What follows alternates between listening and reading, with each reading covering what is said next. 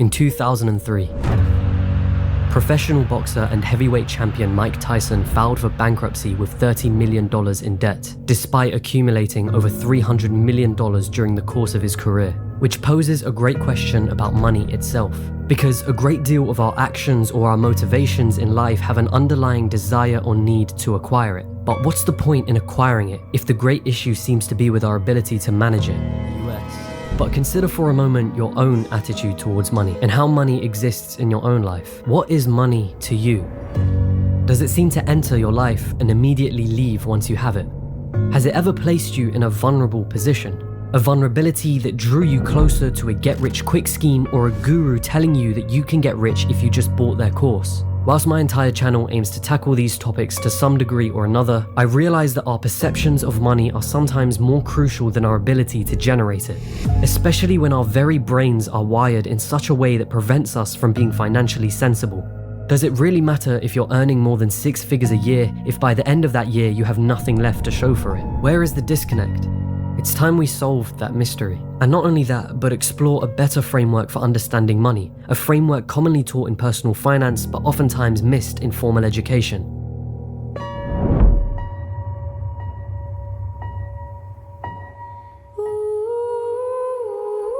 A question. What is money? Or rather, what does money represent?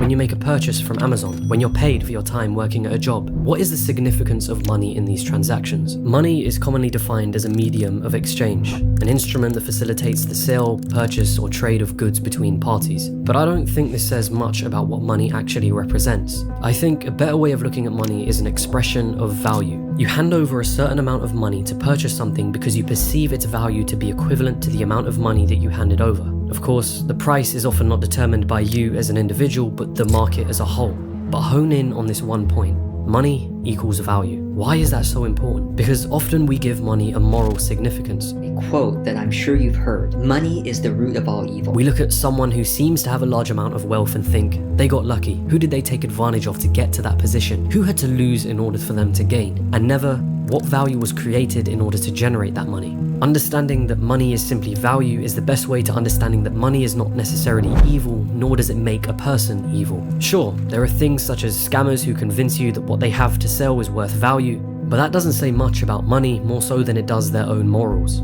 Money simply opens your options and broadens your horizons. The choices you make with that money have everything to do with your own moral dispositions.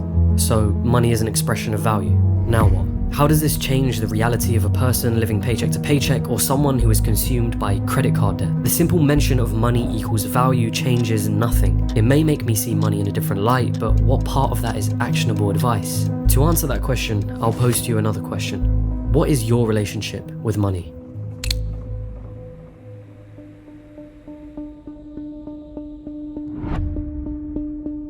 Money will come into your life and it will leave. This is a relationship that is often expressed by your income and expenses. Another practical way of expressing this, which I particularly like, is your production versus your consumption.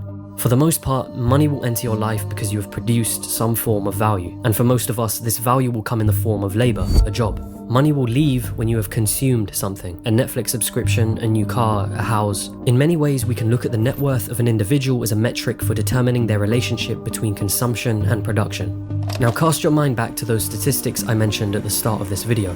What part of the consumption versus production relationship do you think is at fault here? Consider yourself for a moment. Think about all the money that has entered your life and left. How much of that do you still have in possession today or invested into some sort of asset? And which part of this relationship do you feel is unbalanced or needs improving? The likelihood is both.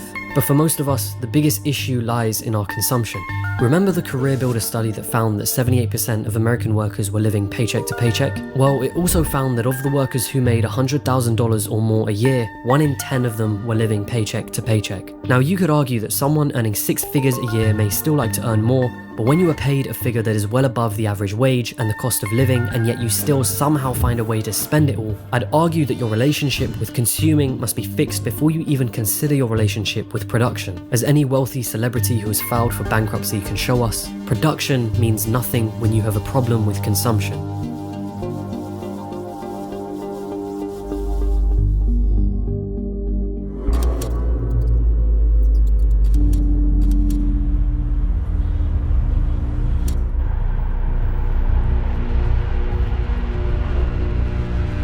A rat race.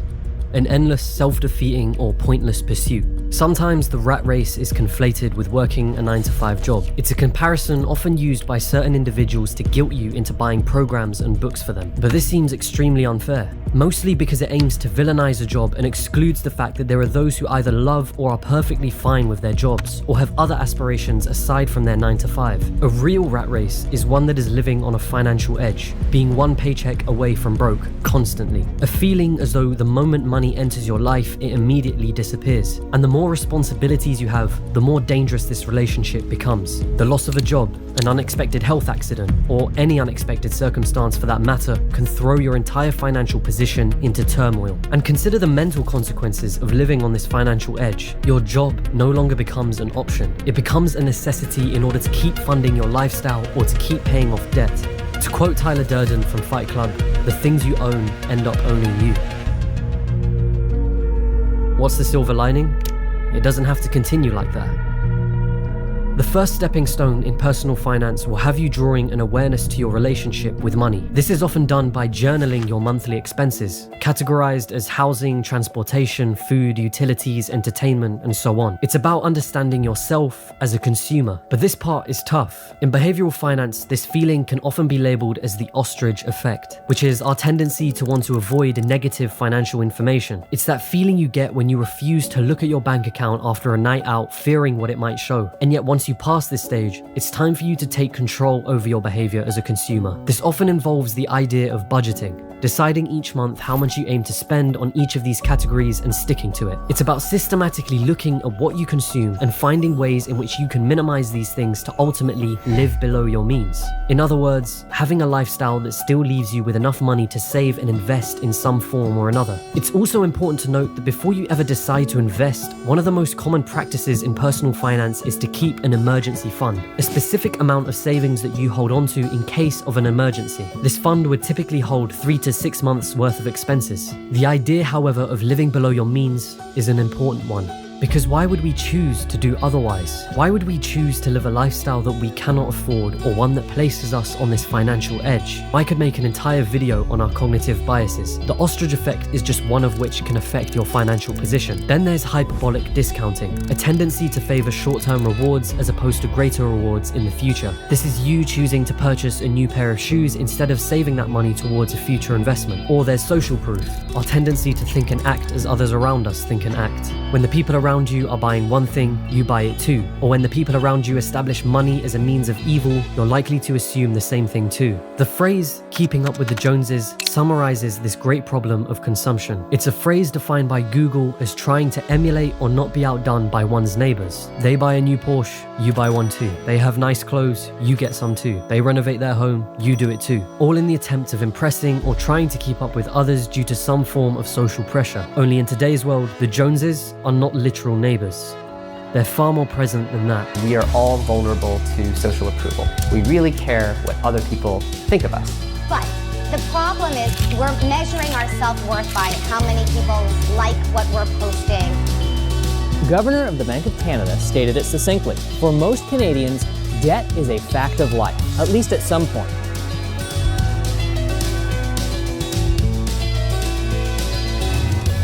To be clear, I'm not saying that purchasing an expensive piece of clothing, jewelry, or sports car is a bad thing, nor do I think consuming is a bad thing. The aim of this video isn't to philosophize about the repercussions of a materialistic view of the world. It's about drawing an awareness to who you are as a consumer. Do you care more about appearing as though you have money or actually having money?